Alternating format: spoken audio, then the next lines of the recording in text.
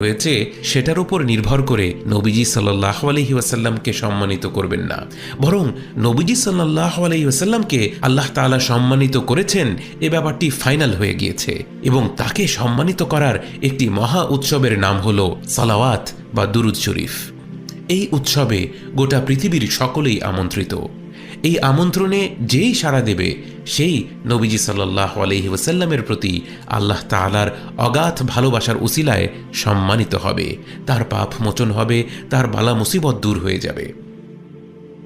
আল্লাহর উদারতাকে আমরা নিজেদের মনের সংকীর্ণতা দিয়ে বোঝার চেষ্টা করলে আমরা ধোঁকায় পড়ে যাব। আমরা কল্পনাও করতে পারবো না আল্লাহ তাআলা নবীজি সাল্লাল্লাহু আলাইহি ওয়াসাল্লামকে কতটা ভালোবাসেন, তাকে কতটা সম্মানিত করেছেন, সালাওয়াতের এই উৎসবকে তিনি কতটা উন্মুক্ত করে দিয়েছেন। আপনার অজু নেই, আপনিও আমন্ত্রিত। আপনি কবিরা গুনাহ করে ফেলেছেন,